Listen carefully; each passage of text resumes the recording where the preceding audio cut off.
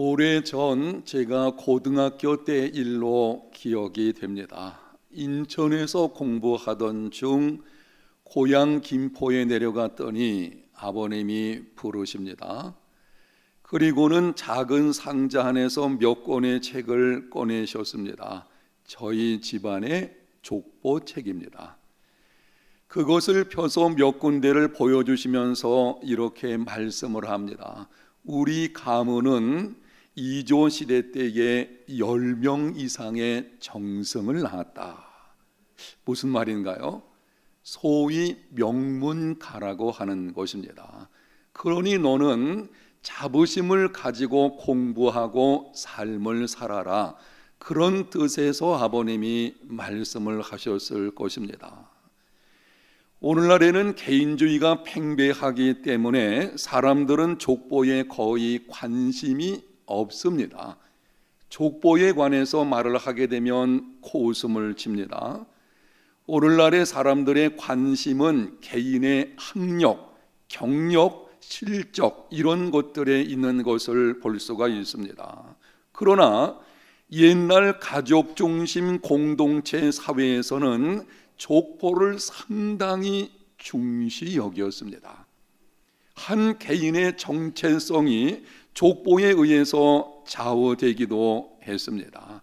그 집안의 족보가 어떻게 기록되어 있는지라고 하는 것이 그 사람의 신분이라든지 사회적인 여러 가지 영향력을 당시에는 끼쳤던 것을 볼 수가 있습니다.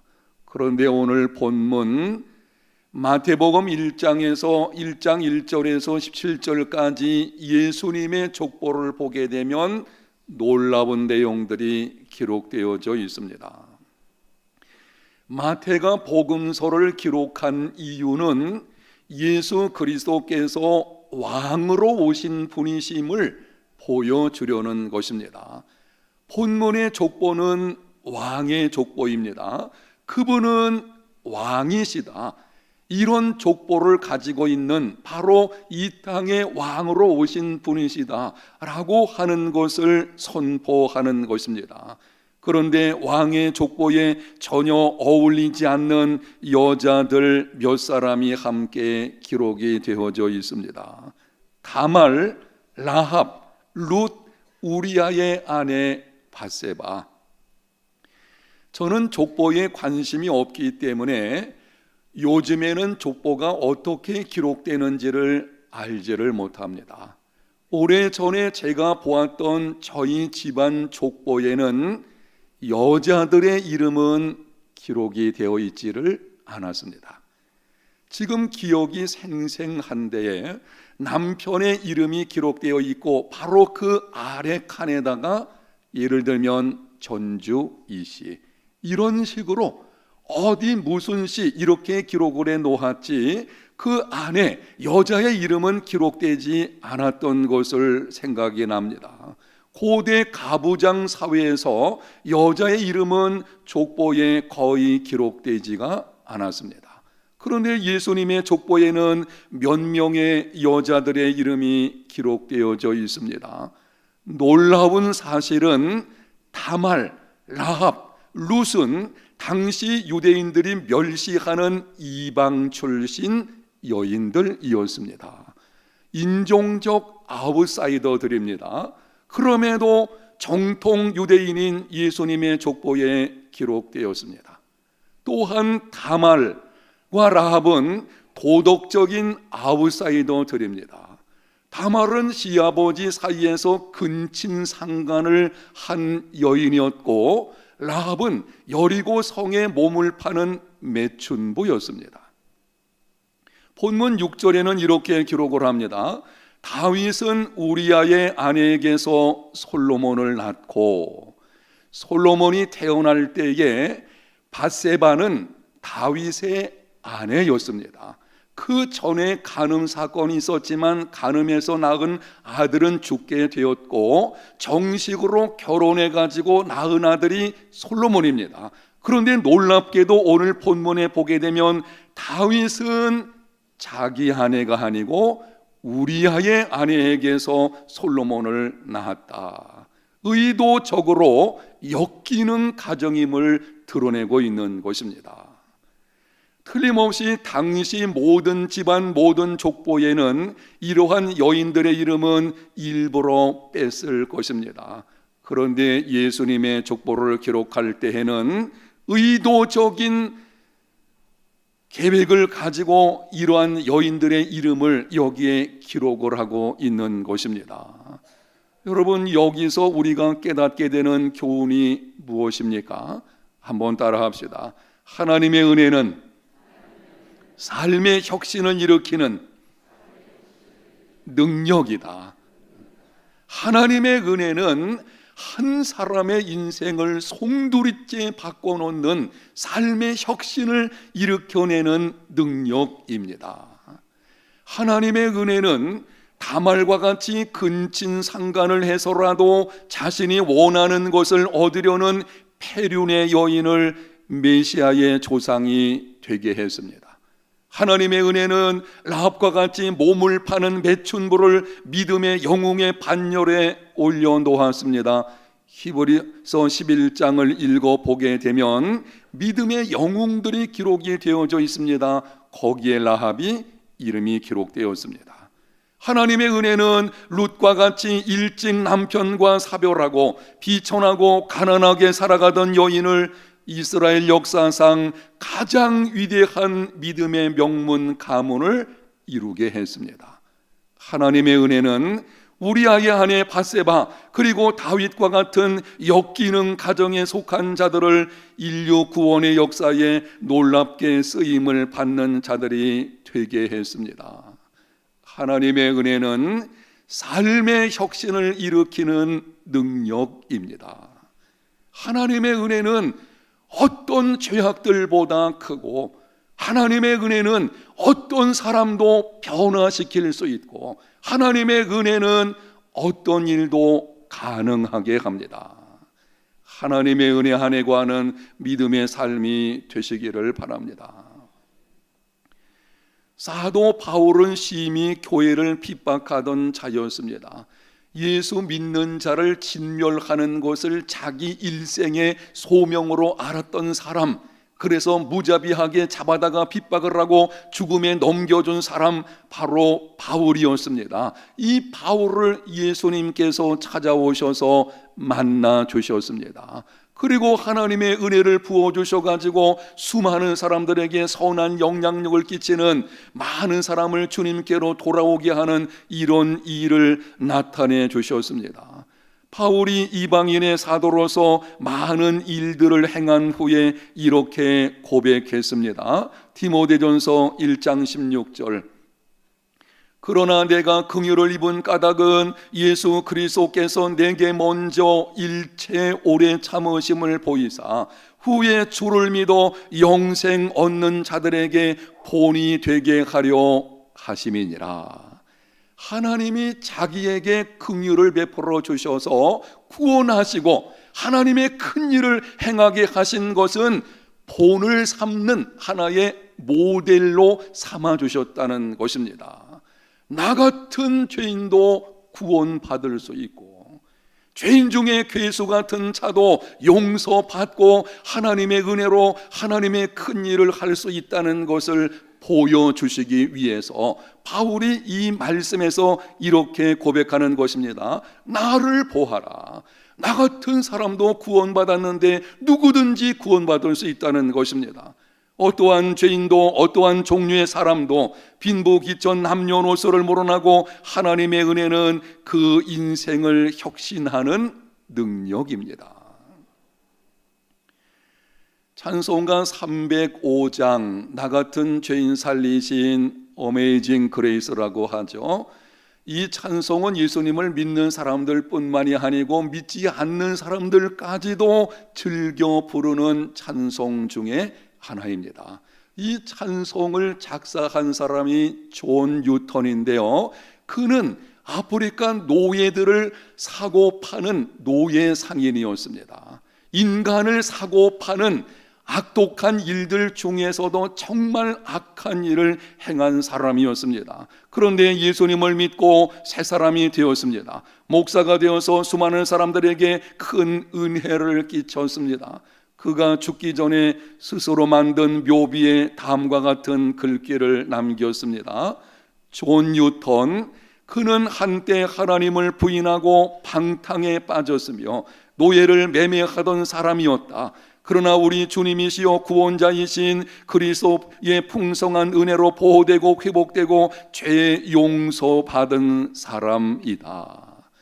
하나님께 용서받지 못할 만큼 큰 죄는 없다는 것입니다. 하나님께 사용되지 못할 만큼 부패한 사람도 없다고 하는 것을 보여주는 것입니다. 인간을 사고 파는 노예 상인도 용서받을 수 있고 하나님께 위대하게 쓰임받을 수 있습니다. 하나님의 은혜는 삶을 혁신하는 하나님의 능력입니다. 얼마 전에 성경적 가치관에 관해서 강의를 했더니 어떤 한 분이 이렇게 질문을 했습니다. 인간의 고정관념도 변화될 수 있습니까? 사람이 가지고 있는 뿌리 깊은 고정관념, 태어날 때부터 가지고 왔던, 그리고 세상 속에 오랜 세월 동안 젖어가지고 있는 그 세상적인 가치관의 고정관념들 참 변하기 쉽지 않습니다. 이러한 고정관념도 변화될 수 있습니까? 그 질문에 대해서 이렇게 말씀을 드렸습니다. 나는 할 수 없지만 하나님은 하실 수 있습니다. 하나님의 은혜는 어떤 고정관념도 변화시킬 수 있습니다. 여러분이 가지고 있는 고정관념들, 아니면 어떤 사람이 가지고 있는 고정관념, 그게 너무 깊게 되면 우리는 이런 말 합니다. 저 사람은 안 돼, 혹은 나는 안 될 거야. 안 해요. 나는 할 수 없지만 하나님, 그분은 하실 수가 있습니다. 하나님의 은혜는 삶의 혁신을 일으키는 능력입니다. 고정관념들, 우리 속에 오랫동안 꾀아리를 뚫고 있는 어떤 죄악된 습관들, 버리고자 했지만 버릴 수 없었던 그 엄청난 많은 여러 가지 잘못된 습관들이라든지, 이 모든 것들도 하나님의 은혜가 임하게 되면 송두리째 변화되는 역사가 있게 될 줄로 믿습니다. 한번 따라갑시다. 은혜가, 하나님의 은혜가 인생의 해답이다. 아멘. 은혜가 해답입니다.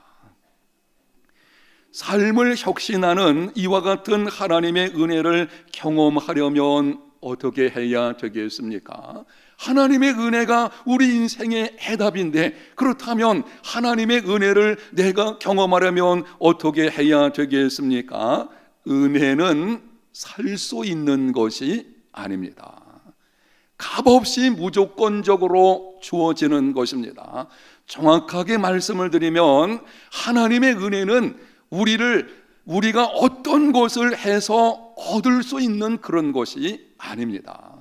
내가 어떤 수고를 해서, 아니면은 종교적인 행위를 열심히 쌓음으로, 이런 방식으로 하나님의 은혜를 얻을 수 있는 것이 아닙니다.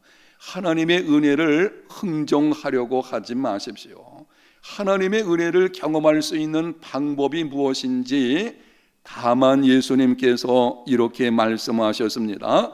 심령이 가난한 자는 복이 있나니 천국이 그들의 것이며, 천국 백성이 되고 이 땅에서 천국의 삶을 누리고 장차 천국에 들어가게 되는 하나님의 은혜, 바로 그 하나님의 크신 은혜를 경험하는 방법은 다른 것이 아니고 심령이 가난한 사람 되는 것입니다. 여기 가난하다는 말의 헬라 원어는 푸토코스라고 하는 것인데요, 아무것도 가지고 있지 않는 절대 빈곤 상태를 의미하는 것입니다. 다른 사람이 먹을 것과 입을 것을 주지 않으면 살아갈 수 없는 절대 빈곤, 바로 그 상태를 묘사할 때에 푸토코스, 이런 말을 쓰는 것입니다. 헬라어에서 가난이라는 말에 다른 말도 있어요. 페네스라는 말도 있는데요, 이 페네스라고 하는 말은 그래도 하루 벌어서 하루 먹고 살 수 있는 입에 풀칠할 정도는 되어지는 가난 상태, 그때는 이 페네스란 말을 씁니다. 그런데 예수님께서는 절대 빈곤을 의미하는, 아무것도 가지고 있지 않은 이 상태를 뜻하는 부토코스라는 말을 사용하시고 있는 것입니다. 무슨 말인가요? 심령이 가난한 자란 마음이 절대적으로 빈곤한 사람입니다. 자신의 내면 세계를 살펴볼 때에 선한 것이 전혀 없어서 하나님의 은혜가 아니면 구원받을 수 없음을 깨닫고 하나님을 목마르게 찾는 사람입니다. 자기 속과 자기 삶을 들여다보니 선한 것이 아무것도 없어요. 그래서 하나님의 은혜가 아니면 나는 구원받을 수 없고 하나님의 은혜가 아니면 나는 살아갈 수 없다는 그 분명한 인식을 가지고 하나님 그분께 오직 은혜를 간구하는 바로 그 마음이 심령이 가난한 것이고, 이 사람이 하나님의 은혜를 경험할 수 있는 것입니다. 신약 성경에 보면 어느 날 두 사람이 성전에 기도하러 올라갔습니다. 한 사람은 바리새인이었고 또 한 사람은 세리였습니다. 바리새인이 하나님께 기도합니다. 하나님이여, 나는 다른 사람들 곧 토색 불이 간음을 하는 자들과 같지 아니하고 이 세리와도 같지 아니함을 감사하나이다. 나는 일회에 2번씩 금식하고 또 소득의 11조를 드리나이다.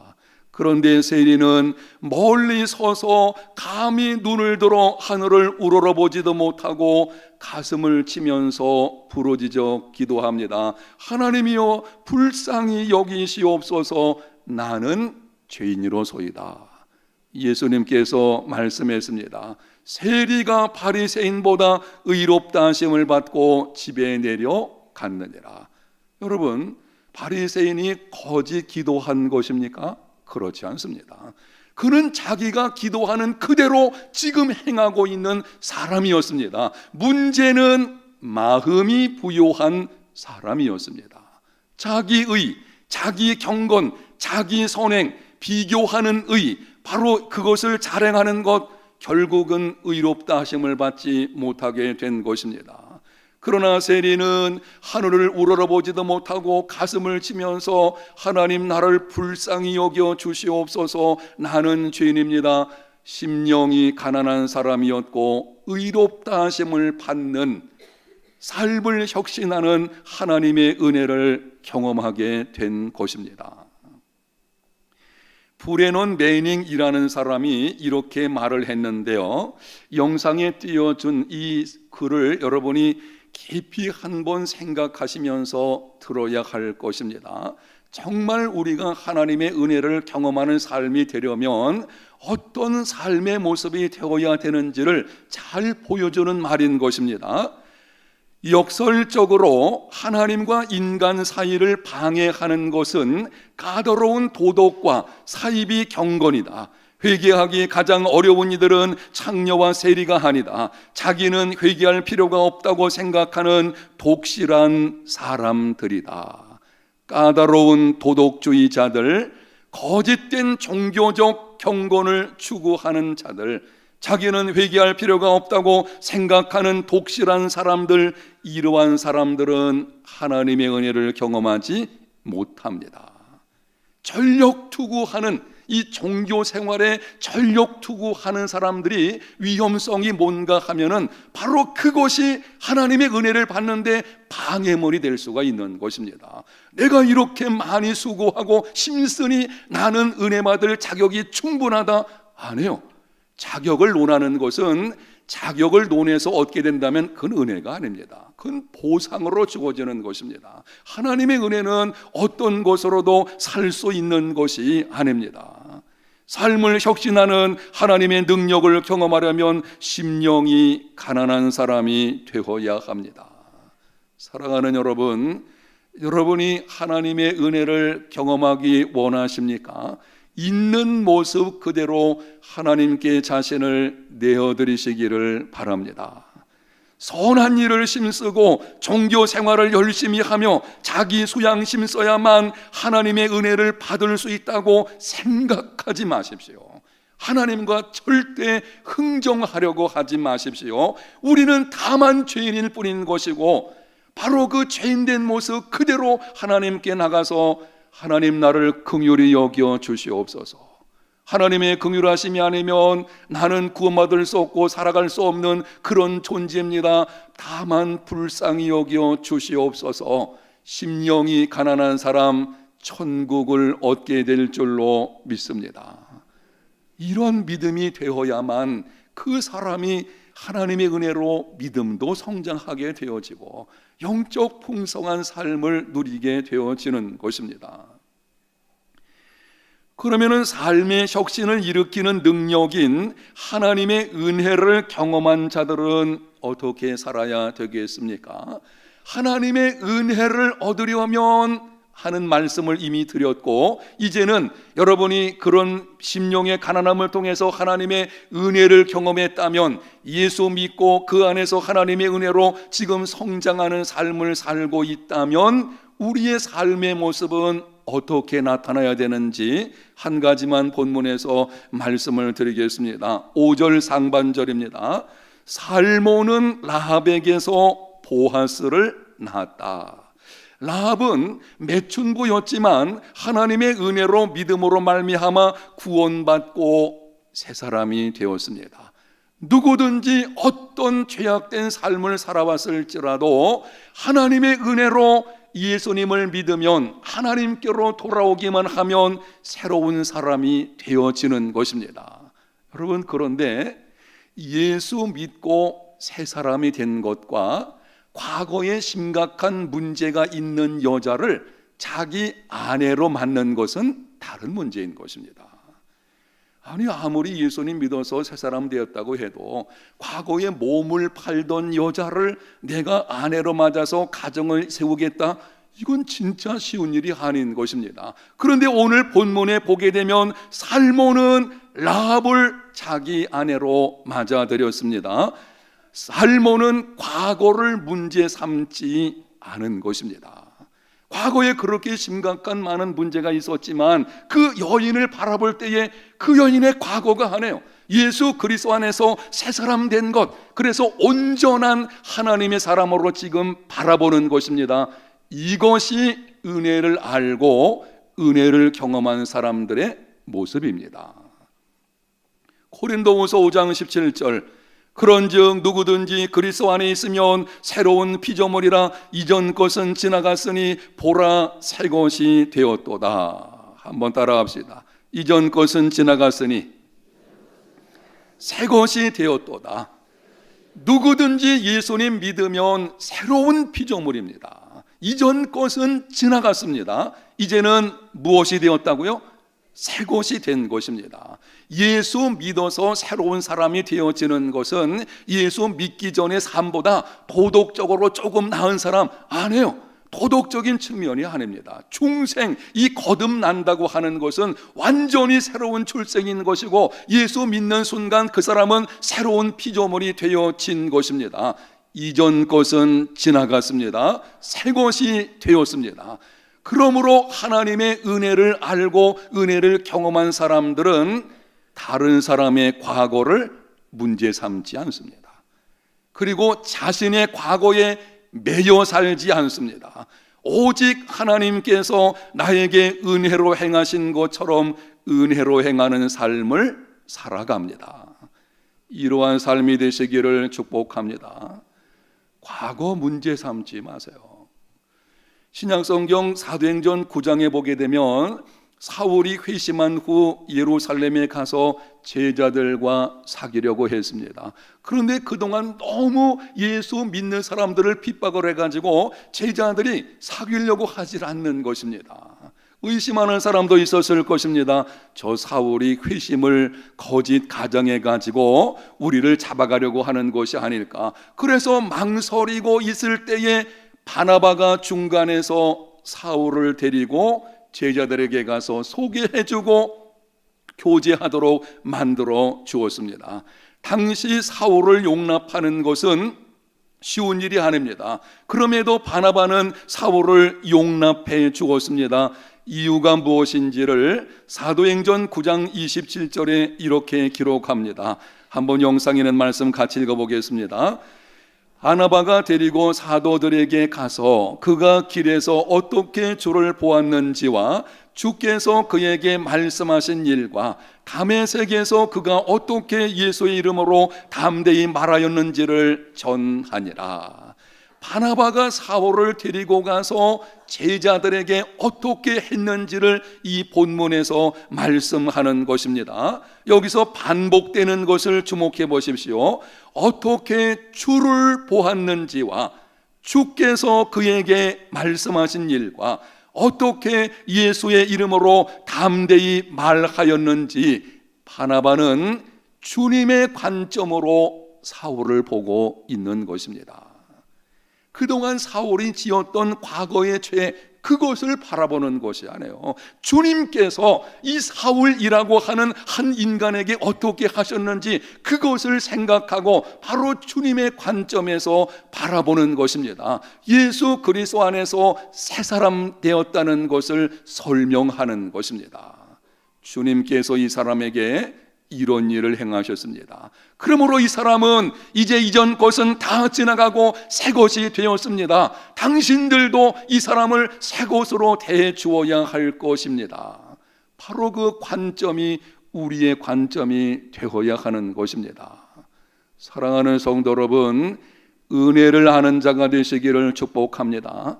그 은혜를 경험하는 삶이 되시기를 축복합니다. 적어도 우리가 은혜를 알고 은혜를 경험했다면 다시 한번 정리해 드리겠습니다. 다른 사람 과거 문제 삼지 마십시오. 여러분의 과거에 매여 살지 마십시오. 죄책감, 정죄의식 속에 자신을 스스로 묶지 마십시오. 이제는 예수 그리스도 안에서 나도 새로운 피조물이 된 것입니다. 그리고 나아가서 다른 사람을 은혜의 관점에서 바라보고 또 은혜로 다가가서 은혜로 행하는 믿음의 삶이 되시기를 바랍니다. 내가 하나님의 은혜를 경험하고 그 받은 은혜를 가지고 다른 사람을 찾아가서 은혜를 베풀면 바로 그 은혜가 그 사람의 인생을 송두리째 바꾸는 것입니다. 하나님은 우리에게 은혜를 베푸시고 우리를 통해서 하나님의 은혜가 다른 사람에게 나타나기를 원하시는 것입니다. 그래서 우리는 이제부터 은혜를 베푸는 삶이 되어야 하는 것입니다. 은혜는 받는 사람의 삶에 혁신을 일으킵니다. 이러한 하나님의 은혜가 오늘 나오신 저와 여러분의 삶에 넘치시기를 예수님 이름으로 축복합니다.